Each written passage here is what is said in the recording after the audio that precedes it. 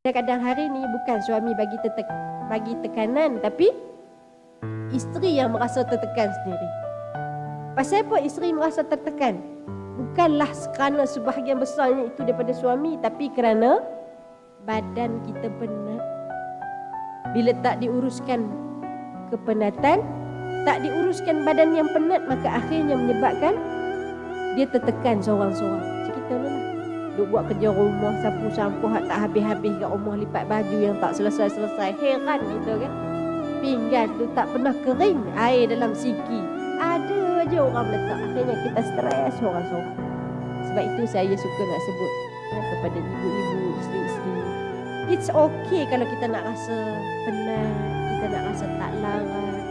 Cuma kita kena bertolak ansur dengan diri. Tolak ansur pasal apa? Majoriti orang perempuan ni dia ada satu perasaan nak buat semua benda. Badan penat, tapi dia nak baju dilipat, dia nak pinggan dibasuh. Akhirnya jadi 2 kali ganda penat. Sebab tu kita perempuan, kalau kita rasa penat, berhenti kejap. Nak tidur, pergi tidur tak apa. Nak mana boleh pejam mata tu pejam mata, tak apa. Pinggan boleh dibasuh, baju boleh dilipat, tapi perasaan kita ni dia akan jadi berjangkit-jangkit. Mulalah bibir tu nak keluarkan perkataan menyakitkan hati suami. Abang ingat abang seorang je penat. Saya ni baru balik pada surau tu lagi penat. Baru balik pada surau mengaji tu, marah pula suami sendiri kan.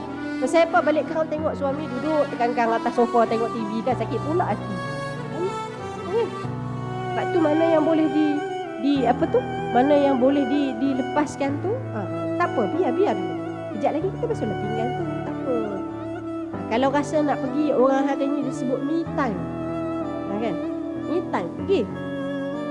Ajak pula geng-geng kita di Kajol, kita pergi makan cendol lah, pergi makan cendol, tak apa. Balik karang, tinggal hak setih tu dekat kedai cendol, balik karang, bawa balik rasa gembira sajalah rumah tangga. It's okay.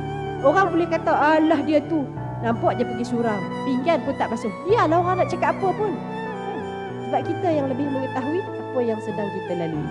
Jadi sebab itu, yang di akhir ni saya suka untuk sebut puan-puan, bahagiakan hati kita supaya kita dapat bahagiakan hati ahli keluarga kita yang lain. Ya?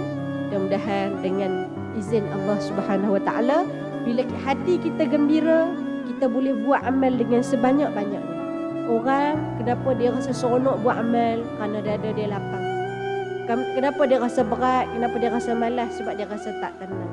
Sebab itu saya suka nak ajak pada semua yang ada di hadapan saya ni untuk kita bersangka baik dengan Allah Subhanahu Wa Taala.